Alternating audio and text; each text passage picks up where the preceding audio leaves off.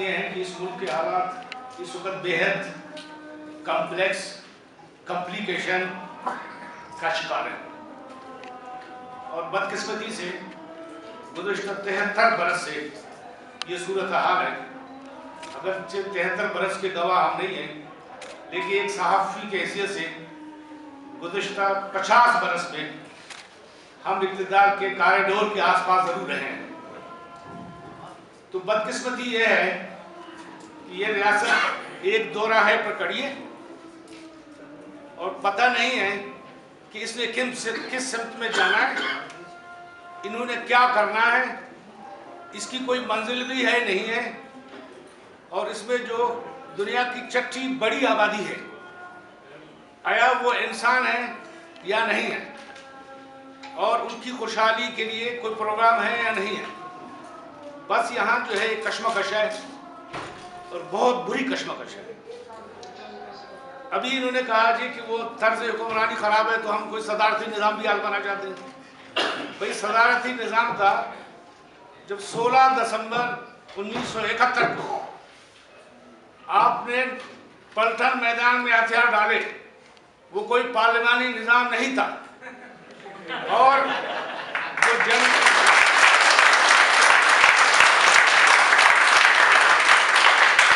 ये बात तारीख के रिकॉर्ड पर है कि दोनों जंग अजीमों के बाद किसी मुल्क के 90,000 फौजियों ने हथियार नहीं डाले।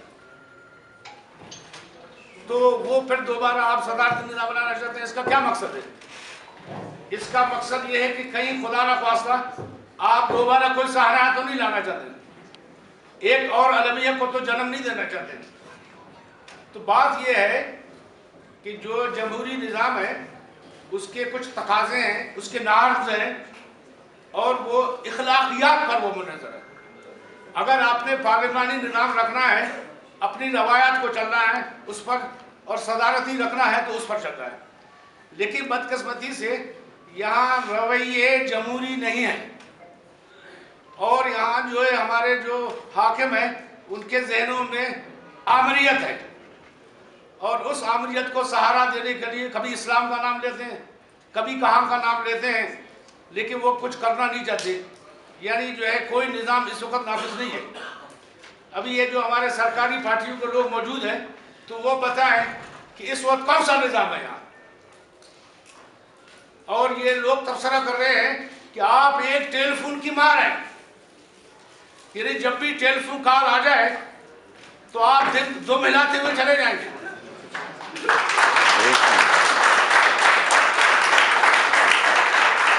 और आप रात की तारीकी में जाकर मुलाकात करेंगे, और वहां आप जो है वो मेहनत कश और ट्रेड यूनियन की तरफ दरखास्तें पेश करेंगे, वहां आप गुजारिशात करेंगे, जबकि आप इस पार्लिमान के अमीन हैं, आपको उसके डेकोरम का पता ही नहीं है। तो सवाल यह है कि अब ये जो तमाम बड़े लीडर हैं, आप कहने को तो बड़े हैं, इनको क्या नाम दिया जाए? आया ये सियासी जो है अकाबरीन है, ये सोशल साइंटिस्ट हैं जो सियासतदान होते हैं, और सियासतदान जो है तय करते हैं कि ये रियासतों को कहाँ जाना है। वो जॉर्ज वाशिंगटन ने तय किया, इब्राहिम लिंकन ने तय किया कि हमने कहाँ जाना है, तो आप देखें कि वो कहाँ पहुँच गए। और मैं कल ही एक टीवी प्रोग्राम देख रहा था, हालिया यानी कुछ 1-2 साल की बात है, तो बल्कि दोस्त जमाली ने बताया कि वो जब ग्वादर के इंचार्ज थे तो सदर जी चिनपिंग से उनकी मुलाकात हुई। उन्होंने कहा जी हम पाकिस्तान के बहुत मशहूर हैं कि हमारे वजीर आज़म को एक तैयारा नहीं था, तो पाकिस्तान ने PIA का तैयारा भेजा कि वो एक दौरे पर जाएं। और आपको याद होगा कि 71 में और 70 के लास्ट में हेनरी किसिंजर यहाँ आए थे, और वो पहला राबता पाकिस्तान ने कराया था चीन और जो है अमेरिका के दरमियान। तो वो चीन था। और मैं 1973 में पहली दफ़ा जब चीन गया, जो भुट्टो साहब का एक विजिट था, तो वो पीकिंग एक गोश्त सिटी था, और बिलीव करें कि कराची बहुत ज़्यादा अच्छा था पीकिंग से।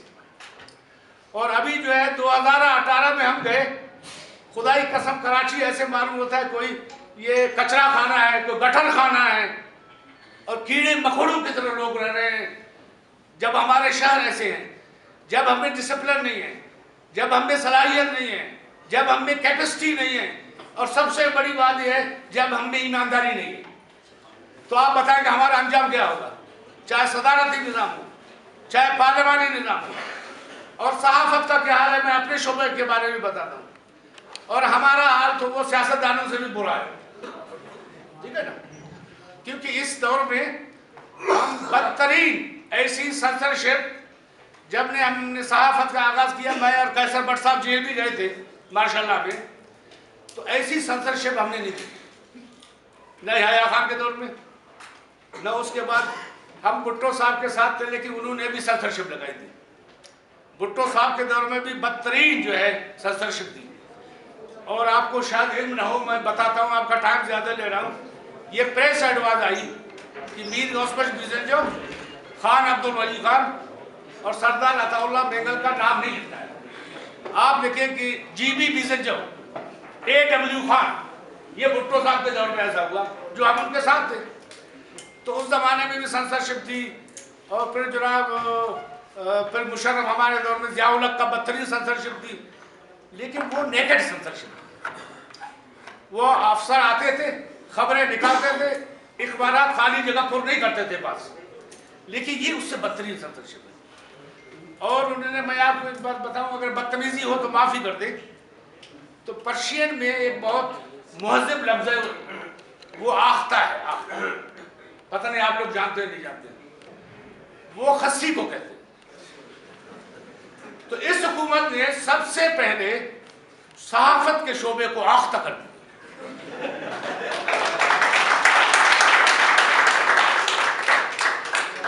और उसके बाद उनने ट्रेड यूनियन को और जो सनती शोबे थे, और फिर उन्होंने कहा कि आखिर में चूंकि सियासतदान बहुत वजनी है, तो लिहाजा इन पर हाथ डाला जाए।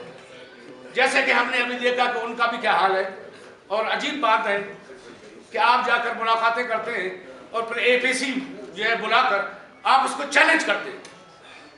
तो भाई ये 21वीं सदी है, ये डिजिटल दौर है, ये आप इतने बेशऊर नहीं हैं, वो आपका हर अमल जानते हैं। अगर आप मुखलिस हैं तो आप मर्दों की तरह इकट्ठे हो, और अगर आप मुखलिस हैं, मैं आपको बताऊं, ये जो 18th अमेंडमेंट है, ये लास्ट होप है इस मुल्क का। अगर आपने उसको खत्म किया, अगर आपने 73 के कॉन्स्टिट्यूशन को खत्म किया, अगर आपने सदारती निजाम लाने की हिमाकत की, तो फिर ये मुल्क इकट्ठा नहीं रह सके।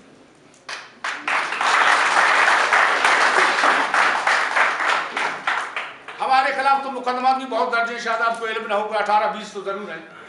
सिटी थाने में अभी उन्होंने यानी उसको कार्रवाई नहीं की, तो ऐसी बातों के बाद वो कार्रवाई भी कर सकते हैं, लेकिन बात साफ करनी चाहिए, क्योंकि हम लोग जो है तारीख का ऐसा है, अगर आज आप सच बात नहीं करेंगे तो फिर आप उसी तरह मुजरिम होंगे जैसे याह्या खान थे, जैसे जनरल शेर अली थे, जैसे असद उमर का बाप जो है जनरल गुलाम उमर था, या उनके जो साथी जनरल थे।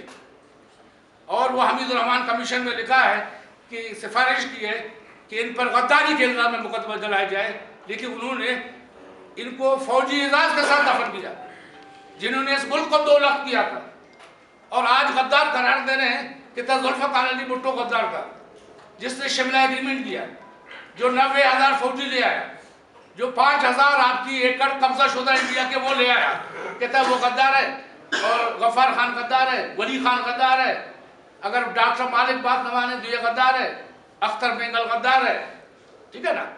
तो भाई ये फैक्ट्री जो है, इसके बैज इधर क्यों लगा रहे हैं, जैसे प्रेस क्लब के आप कुछ उस तरफ भी तो आप लगाए। और आपके सामने की बात है, जो हार्ले स्ट्रीट रावलपिंडी है, वहाँ पूरे एजाज के साथ याह्या खान का जनाजा उठाया और एजाज के साथ दफन कर दिया। और जिस शख्स ने हथियार डाले थे, जनरल अमीर अब्दुल्ला खान नियाजी, वो इधर आए और सियासत भी की, और थोड़ा लगाकर वो पढ़ता था। कसम खुदा की उसको कभी शर्म नहीं आई कि उसके हाथ से क्या अलमिया हो गया है। तो ये जो बातें हैं कि आप इनको खुदा का वास्ता है